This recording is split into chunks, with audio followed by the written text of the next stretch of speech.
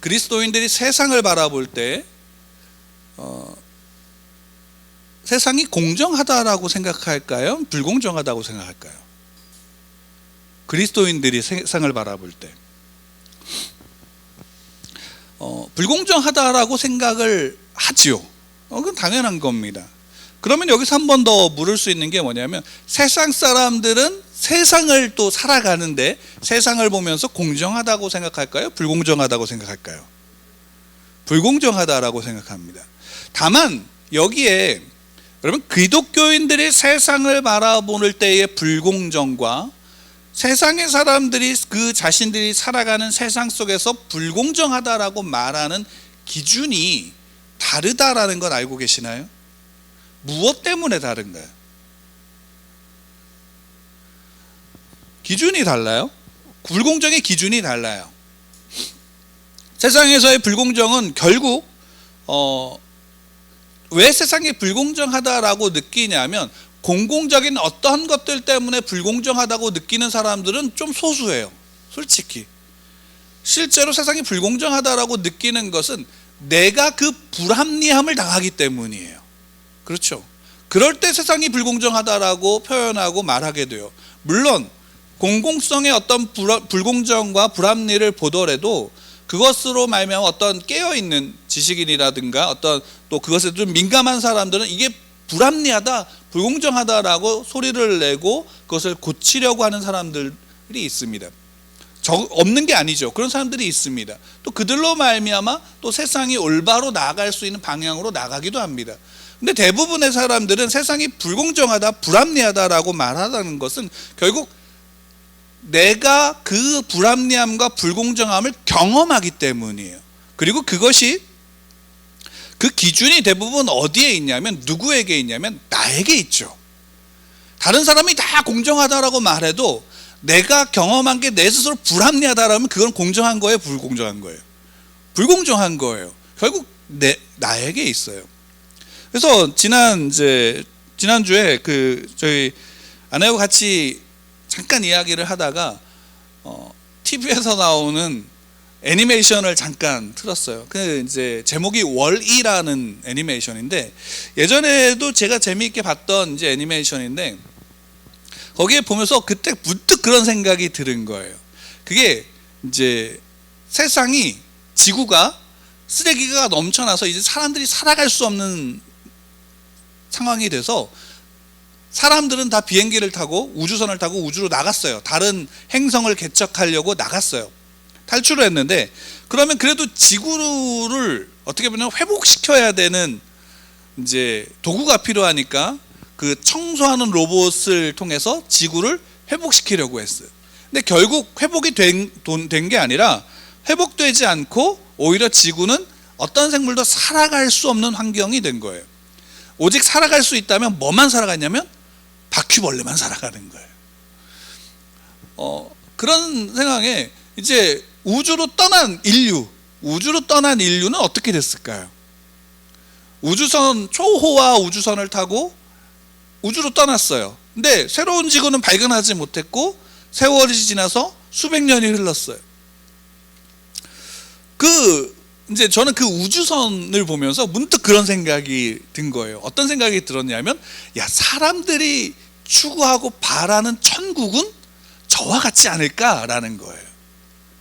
그 우주선의 모습이 어떠냐면, 사람들은 자기 스스로 일을 할 필요가 없어요. 먹는 것을 위해서 땀을 흘릴 필요가 없어요. 필요한 모든 것이 주어지고 필요한 모든 것은 다 자연스럽게 얻어져요. 편안하게 안락하게 살아갈 수 있어요.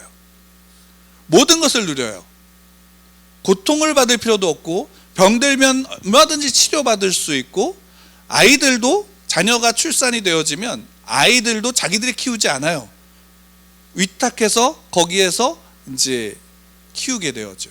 그러니까 어떤 고통도 받을 필요가 없고 어떤 험한 일을 할 필요도 없어요. 그냥 사람들과 즐겁게 이야기하고 놀고 즐기면 돼요. 그럼 여러분 한번 생각해 보세요. 그런 곳이 천국이라고 우리가 솔직히 상상해 본 적이 있나요, 없나요? 저는 개인적으로 상상해 본 적이 있어요. 대부분의 사람들이 세상이 불공정하다라고 느낄 때 그 속에서 천국은 우리가 이럴 곳이야 라고 생각할 때 그 천국을 바라볼 때 자기가 처한 상황에서 천국을 반대로 생각하잖아요. 근데 대부분의 사람들이 먹고 사는 문제로 말미암아 수고하는 것 때문에 힘들어하죠. 그리고 그 속에서 차별이 없이 누구나 내가 어떤 수고로운 땀을 흘리고 하는 것보다도 자연스럽게 그냥 편안하게 지낼 수 있는 곳을 천국이라고 생각하는 경우가 참 많아요. 근데 가만히 생각해 보니까 그 우주선 안이 그런 거예요. 근데 결국 그 우주선 안에서 보는 결과는 뭐냐면 사람은 그냥 앉아만 있는 거예요. 그리고 거기에 앉아 있어서 그냥 떠다니는 의자에 앉아서 그냥 의자에서만 생활하는 거예요. 필요한 모든 건 거기서 다 주어져요. 먹을 것, 옷, 또 씻는 거, 꾸미는 거, 모든 게 다 주어지는 거예요. 나머지는 다 뭐가 해요? 자기가 하는 게 아니에요. 그러면 그걸 해줘야 되는 존재가 있잖아요. 로봇들이 해주는 거예요. 로봇들이 해주는 거예요. 자기는 아무것도 안 해도 돼요. 게임하고 싶으면 그냥 하루 종일 게임만 하면 되는 거예요. 그리고 친구를 만나요. 뭘로 만나냐면 그냥 화상으로만 만나는 거예요. 옆에 바로 자기 친구가 있어도 몰라요. 그냥 화상으로만 보기 때문에. 그런데 그런 생각이 드는 거예요. 저게 진짜 천국일까? 라는 생각이 드는 거예요. 왜 이런 말씀을 드리냐면 우리가 공정하다라고 생각하는 세상에서 바라볼 때 결국 세상 사람들이 그 공정과 불공정함의 기준을 두는 거는 자기가 결국 그런 것으로 말미암아 불합리한 일을 당하거나 또는 그것으로 말미암아 자기가 원하지 않는 일들을 할 때 세상은 불공정하다라고 얘기하죠. 근데 왜 이 말씀을 드리냐면 기독교인들은 예수 그리스도를 믿는 그리스도인들에게 있어서는 세상의 공정과 불공정의 기준이 다르다라는 것은 무엇 때문이냐면 그 기준이 내게 있지 않기 때문인 거예요. 여러분, 우리 기독교인들의 모든 삶의 기준과 가치는 어디에 있나요? 하나님께 있죠. 하나님께 있어요. 우리가 그러니까 이거예요. 하나님이 공정하시면 세상은 공정한 거예요. 하나님의 나라가 천국이다라고 말하는 이유는 그곳에 하나님이 계시고 하나님의 통치와 다스림 속에서 모든 이의 차별이 아니라 모든 이가 그 속에서 하나님과의 관계 안에서 하나님을 찬양하고 하나님을 기뻐하며 그 속에서 또한 하나님을 기뻐한다는 게 뭐냐면 자기의 삶의 자리, 가보진 않았지만 적어도 그 속에서 살아가는, 천국에 살아가는 자기의 삶의 자리에 만족과 충만함이 있는 거예요. 그곳에서 예를 들어서 노동을 하더라도 그 노동의 가치가 충만히 채워지는 거예요. 여러분, 이 세상에서 노동을 할 때 노동의 가치가 온전하게 채워지나요? 아니죠. 이런 거예요. 여러분, 기독교인들이 이 땅에서 하나님께서 주시는 보상을 기대해요. 그래서 기도하고 여러 가지로 기도하면서 하나님의 응답을 구하기도 해요. 근데 세상에서도 참 재밌는 한 가지가 있어요. 제가 이제 어려서부터 교회에 있었고 또 이제 교회에서 교사라든가 부교육자로 일했었어요. 그런데 교사로서, 교회 안에서 교사로서 부교육자로서 있을 때 가장 큰 보상이 무엇이었을 것 같으세요? 이거는 아마 비슷하게 일하시나면 선생님들은 아마 비슷하게 생각하실 수 있을 것 같아요. 가장 큰 보상이 뭐였을까요? 선생님들에게 있어서 가장 큰 보상은 뭘까요? 일반 학교에서 아이들이 공부 잘하는 게 보상이다라고 할 수도 있겠죠. 여러 가지 상황에서. 근데 공부 잘해서 그 아이들이 잘 살아요. 그러면 기쁘죠. 근데 아주 공부를 열심히 하고 잘했던 친구가 사회에 나가서 사이코패스가 됐어요. 그거는 내가 저 아이를 가르친 것으로 말미암아 오히려 고통이 되는 거죠. 비극이 되는 거예요. 공부를 못했어도 그 아이가 나중에 자라서 정말 한 사람으로서 훌륭하게 성장했으면 그것으로 보상을 받죠. 뭔 보상이냐면 기뻐요. 그냥 기뻐요. 내가 가르쳤던 아이가 저렇게 훌륭하게 컸다라는 것만으로 기쁜 거예요. 여러분, 기독교 안에서 우리의 보상과 우리의 대가 또는 공정함을 이야기할 때 하나님을 빼놓고 그것을 이야기할 수가 없어요. 그러니까 달리 얘기한다면 세상은 불공정해요. 왜? 죄와 사망의 종로를 타면서 죄와 사망의 종로를 타고 결국 사탄이 에덴 동산에서 아담과 하와를 유혹할 때 했던 유혹이 뭐냐면 너가 하나님과 같이 될 수 있어 라는 게 기준이죠. 그러니까 다른 거 아니에요. 너가 하나님이 될 수 있어. 그럼 모든 사람들은 싸우는 거예요. 무엇으로? 내가 하나님이 되려고 싸우는 거예요. 그게 다른 표현으로 한다면 내가 맞고 다른 사람은 틀린 게 되는 거예요. 내가 맞고 다른 사람은 틀리다. 그것으로 싸우는 거예요. 그게 사소한 것일지라도. 오히려 가족 간에는 사소한 것으로 싸우죠. 그리고 밖에 나가서 내일을 이야기하면서 그런 걸로 싸워요. 결국엔 내가 맞고 너는 틀리다예요. 여러분, 기독교에서 그리스도인들은요, 내가 맞는 게 하나도 없어요. 여러분, 그거 아시나요? 모든 기독교인들, 그리스도인들은 내가 맞다라고 말하면 안 돼요. 왜요? 내가 맞고 틀림의 기준이 어디에 있냐면 하나님께 있어요. 그리고 그 하나님이 우리에게 주신 말씀을 통해서 우리는 그것을 분별하는 거예요. 판단하는 게 아니라 분별해 나가는 거라고요. 그게 그리스도인들이 바라보는 공정이에요. 그러면 이거죠. 그럼 그 기준이 하나님이시면 그 하나님이 주신 것이, 하나님이 우리에게 주신 것이, 하나님이 우리에게 허락하고 보게 하신 것이, 경험하게 하신 것이 내가 원하지 않는 거면 그건 하나님이 불공정하기 때문에 그렇게 주신 게 아니라 그게 필요하기 때문에 주신 거예요. 우리가 그것을 깨닫는 순간은 언제예요? 그 순간이 아니라 그것이 지나고 난 다음에서 깨닫는 거예요. 이거죠. 우리가 구약 성경을 보면서 구약 성경의 결론이 뭔지 아세요? 뭐 여러 가지 결론을 이야기할 수 있지만 구약 성경에서 중요하게 이야기하고 있는 결론은 뭐냐면 사람은 할 수 없다예요. 사람은 결국 악하다라는 거예요. 사람은 할 수 없다라는 사실을 이야기해요. 그게 신약에서 표현해서는 율법으로 우리가 구원을 받을 수 없다라고 우리에게 말씀해 주시는 거예요. 그래서 필요한 이가 누구냐면 예수 그리스도이시다라는 거예요. 우리의 삶의 모든 것 속에서, 그래서 구약을 한번 쫙 보면 그 구약에 있는 그 순간에 이스라엘 백성들에겐 자신들이 정말 불공정한 처우를 받는 것처럼 보이지만 그 모든 것들로 하나님이 끊임없이 그들에게, 하나님의 백성들에게 요구하시는 거, 야, 나를 봐, 나와 함께 가자, 내가 너희들과 함께 있어, 나를 믿어라 라고 하는 요청이죠. 그게 구약의 요청이에요. 그리고 거기에서 결론은 인간은 그것조차도 할 수 없다라는 것이고, 예수 그리스도로 말미암아 우리는 무엇을 보는 거예요? 그 하나님을 보는 거고 그 하나님을 믿는 거예요. 그 하나님을 믿기 때문에 지금의 내가 처한 상황 속에서 우리는 무엇을 보냐면 그것을 보는 게 아니라 하나님을 볼 수 있는 거예요. 바울과 실라가 감옥에 갇힌 이유는 억울해요. 억울한 일이에요. 그리고 실제로 보면 불공정한 일이에요. 바울과 실라가 어떤 잘못을 했어요? 잘못한 게 있어요? 없어요. 그럼에도 불구하고 그들은 매를 맞고 감옥에 들어갔단 말이에요. 그 속에서 바울과 실라가 할 수 있었던 유일한 것 한 가지는 뭐예요? 기도와 찬송밖에 할 수 없었다는 거예요. 거기서 그게 억울함을 토로했던 건 어떤 것이든 몰라요. 다만 그들이 할 수 있는 유일한 게 뭐냐면 기도와 찬송뿐이 없었다라는 사실이에요.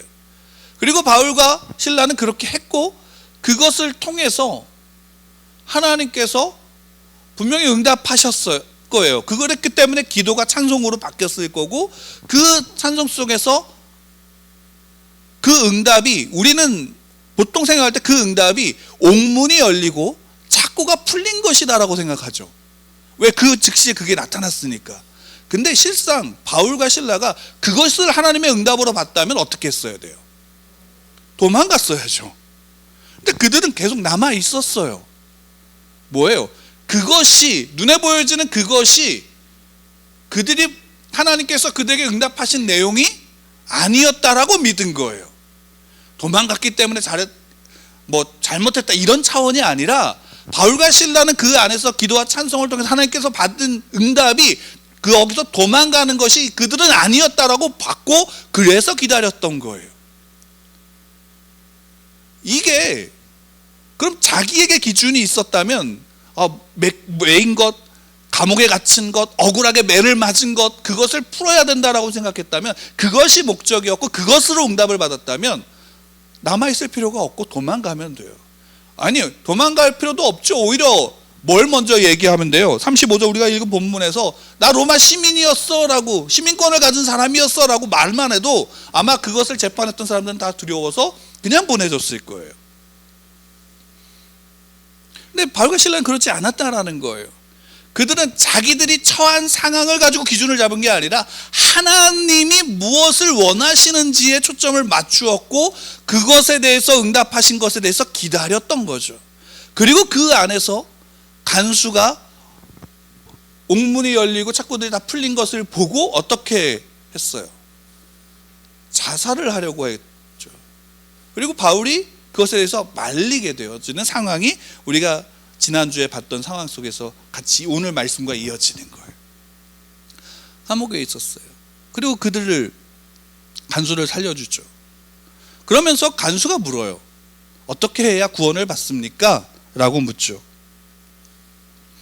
어떻게 해야 내가 구원을 받습니까? 라는 것을 물어요. 너무 뜬금없지 않으세요? 바울과 실라가 어떻게 잡혀왔는지 간수는 알 수는 있겠지만 갑자기 옥문이 열리고 도망가야 될, 그럼 죄수들이 다 도망갔을 거라고 생각했는데 그들은 도망가지 않았다라는 것 때문에 갑자기 말하는 거예요. 내가 어떻게 구원을 받아야 합니까? 바울과 실라에게. 너무 뜬금없는 이야기잖아요. 바울과 실라는 이야기예요. 바울이 이야기하죠. 뭐라고 얘기해요? 31절 같이 읽겠습니다. 시작. 이르되 주 예수를 믿으라. 그리하면 너와 내 집이 구원을 받으리라. 우리가 잘 아는 말씀이죠. 읽기 잘 아는 말씀이에요. 근데 갑자기 뜬금없이 어떻게 구원을 받아야 합니까? 너 주 예수를 믿으라. 그럼 너와 내 집이 구원을 받으리라. 지금 여기에서 이야기하는 구원에 대한 내용이 우리가 지금 이렇게 예수 믿으면 천국 가라는 내용과 같을까요? 그것으로만 다 볼 수 있을까요? 아니에요.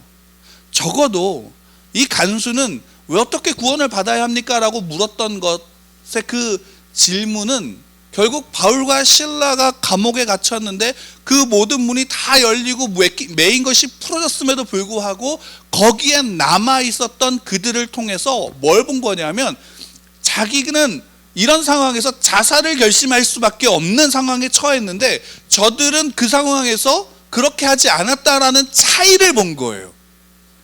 여러분, 이게 세상에서 그리스도인들이, 하나님의 백성들이, 성도들이 살아가는 삶의 이유예요. 세상에서 바라보고 세상에서 요구하는 가치가 아니라 그리스도인들은 이 땅에서 하나님을 기준으로 삼고 하나님 말씀 가운데 살아가는 그 차이가 세상 사람들이 그리스도인들을 통해서 하나님을, 예수 그리스도를 바라보는 그 차이란 말이에요. 그때에 그가 물을 수밖에 없었던 건 뭐냐면 어떻게 해야지 구원을 받습니까? 라고 물은 거예요. 그 차이가 무엇인지를 알고 싶었던 것이고 그것이 이런 질문으로 나온 거예요. 그래서 바울이 이야기하는 건 주 예수를 믿어라 라는 거예요. 세상에서 구원을 받을 수 있는, 세상에서 다르게 살아갈 수 있는 유일한 답이 있다면 그것은 예수 그리스도 밖에 없다라는 것이죠. 예수 믿으면 천국 간다라는 것으로만 끝난다면 우리는 이 땅에 살아갈 필요 있어요, 없어요? 존재할 필요가 없어요. 그냥 천국 가면 돼요. 근데 우리는 살아간단 말이에요. 살아가는 이유가 뭘까요? 그건 분명해요. 이 땅에서 내가 그리스도인이라고 하는, 그리스도인은 하나님의 나라를 살아간다면 그 하나님의 나라를 살아가는 이들은 세상에서 바라보고 세상에서 추구하고 세상에서 요구하는 방법과 가치가 아니라 그것과 다른 차이를 가지고 있다라는 거예요. 그게 예수 그리스도라고 사도 바울은 이야기하고 있고, 그로 말미암아 사도 바울과 신라는 그들에게 복음을 전하고 결국 간수와 그의 가족은 그로 말미암아 영접하고 침례를 받아요. 침례를 받는다. 그러면 적어도 아주 작은, 이건 굉장히 죄송합니다, 작게 표현한 것은 더 큰 보상이 있기 때문에 아주 작은 보상은 뭐예요? 바울과 신라가 매를 맞고 감옥에 가서 기도와 찬송의 결과로 간수와 그의 가정이 구원을 받은 거예요. 그리고 그것이 뿌리가 돼서 기초가 돼서 뭐가 세워져요? 빌립보에 교회가 세워지는 거예요. 그리고 그 빌립보 교회는 후에 사도 바울의 아주 강력한 동역자가 되죠. 그 차이가 만든 거예요. 그러면 이거예요. 사도 바울은 그 차이가 이런 일을 만들 거라고 예상을 했을까요? 예상을 못했죠. 이것은 하나님이 사도 바울에게 주신 보상인 거예요. 물론 이것보다 더 큰 게 있죠. 기독교인들이, 그리스도인들이 하나님을 믿는다라는 것은 단순하게 눈에 보여지는 어떤 것들로 보상을 바라보는 게 아니라 더 큰 하나님의 보상이 무엇인지를 보는 거예요. 그리고 그것을 기대하는 거예요. 기대하기 때문에 그 하나님의 믿는 믿음이 거기에서 발동이 되는 거예요. 무엇으로? 믿음을 지키는 것으로. 믿음을 지키는 것으로. 그리고 그 속에서 사도 바울은 적어도 자기가 가진 것들을 통해서, 자기의 힘을 통해서 무엇인가를 이루고 만들려고 하지 않는다라는 거예요. 사도 바울이 가진 가장 강력한 무기가 뭘까요? 자기 나면서부터 로마의 시민권을 가지고 태어났다라는 사실이에요. 신분이에요.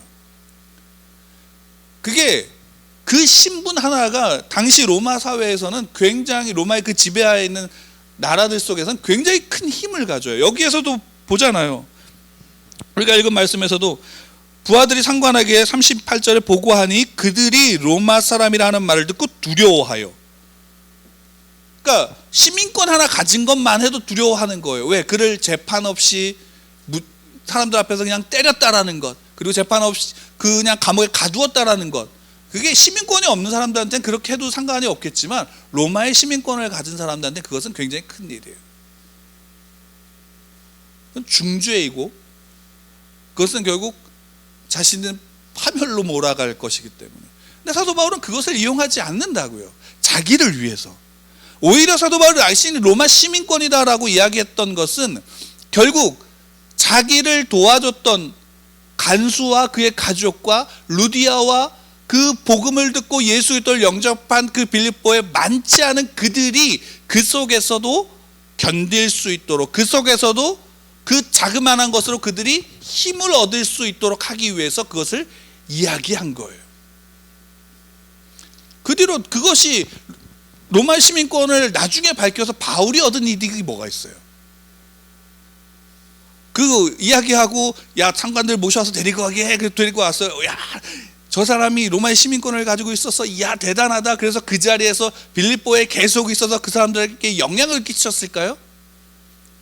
나오는 그 결과는 결국 바울이 좀 나가줄래? 라는 거죠. 너 여기서 좀 떠나줄래? 라는 거죠. 실제로 그 일 후에 루디아와 또 형제들을 찾아가서 위로하고 다른 지역으로 옮겨가는 거예요. 바울 자신에게는 어떤 이득이 있어요? 없어요? 매를 피하거나 감옥에 가는 것을 피하는 어떤 그런 일도 없어요.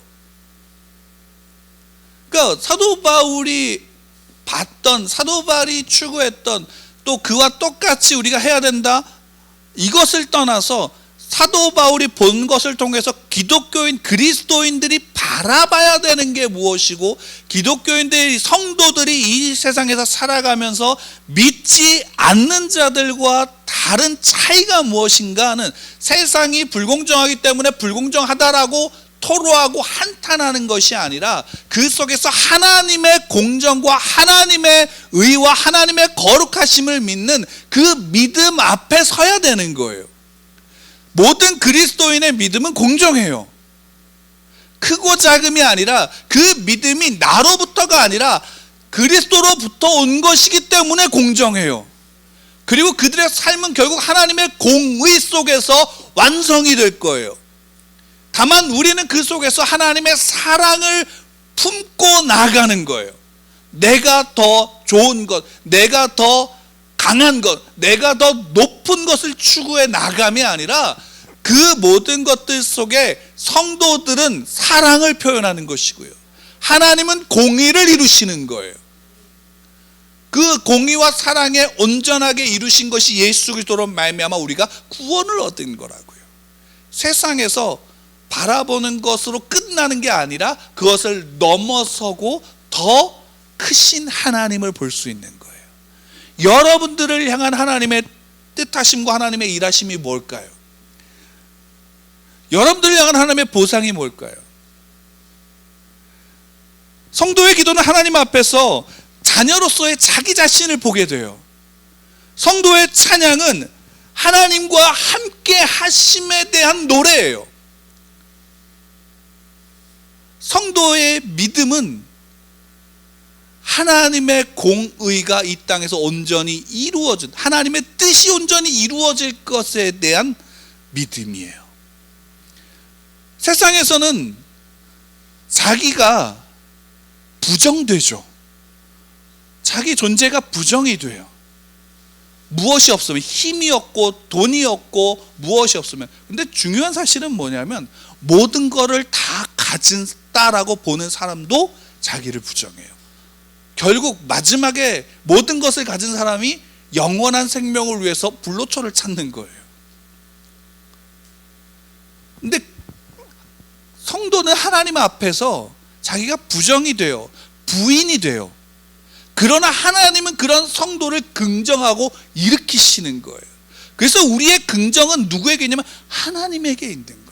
하나님이 나를 그렇게 보시니까 그 하나님과의 관계 안에서 서고 하나님과의 관계 안에서 나아가는 거예요. 그게 성도의 보상이에요. 물론 하나님이 준비하신 수고하고 땀 흘린 자, 작은 것에 충성된 자에게 주시는 보상이 분명히 있죠. 근데 그것이 우리가 아는 한계 안에만 갖춰지는 보상이 아니라는 사실을 깨달으시기 바랍니다.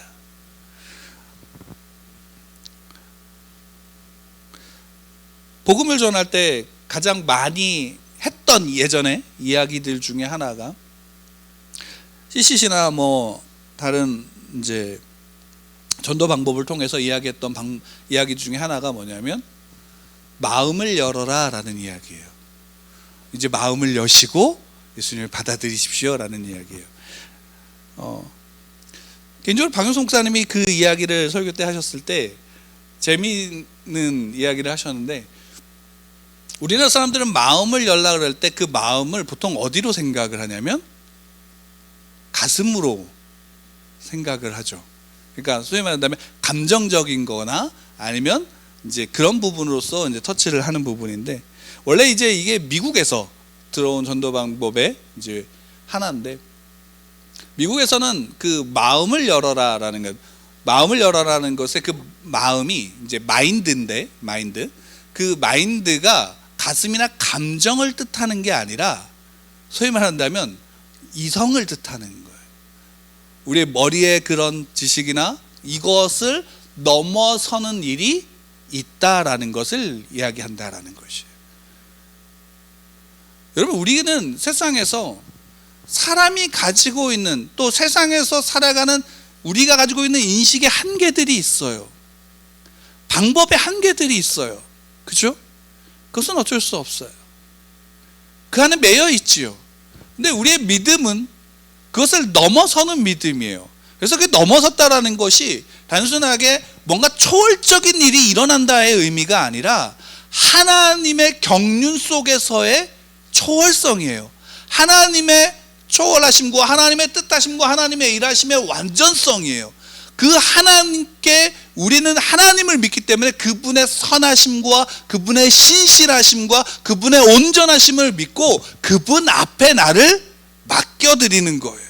그러면 이 땅에서 내가 무엇을 가졌느냐 아니냐로 말미암아 얽매이는 것이 점점 더 신앙이 깊어지면서 줄어들게 되어지고 더 넓은 것들을 보게 되어지고 더 깊이 있는 신앙을 가지고 나아갈 수 있게 되어지고 또 그것이 세상의 사람들과 기독교인들이 다른 차이를 만들어내는 거예요. 하나님을 볼 수 있는 차이예요. 예수 그리스도를 볼 수 있는 차이예요. 복음을 들을 수 있는 차이가 되는 거예요. 누구로부터? 여러분들로부터예요. 여러분, 세상이 불공정하죠? 세상 불공정해요. 네. 근데 여러분들은 공정하셔야 돼요. 세상의 불공정을 한탄하는 게 아니라 여러분들이 받은 것을 통해서 공정하게 여러분들의 삶을 나누어 줘야 돼요. 세상이 불공정하다면 말한다면 여러분, 기독교인들에게 가면 기독교인들은 공정하다라고 말을 들을 수 있어야 된다는 얘기예요. 왜요? 여러분들의 삶을 통해서 하나님이 일하시기 때문입니다. 하나님의 역사가 우리 안에 있습니다. 하나님이 우리를 위해서 우리 가운데 주관하시고 우리를 이끌어 가신다, 함께 하신다가 여기에 있는 겁니다. 하나님이 여러분들과 함께 하십니다. 예수 그리스도가 여러분들을 위해서 중보하십니다. 하나님의 영이, 성령 하나님이 여러분들 안에 내주하셔서 여러분들이 이 땅에서 하나님의 자녀로 살아갈 수 있게 하십니다. 그래서 지금은 느끼지 못하더라도 하나님이, 성령께서 여러분들을 조금씩 못으로 찌르고 있는 거 아신가요? 잘만 못 느끼실 거예요.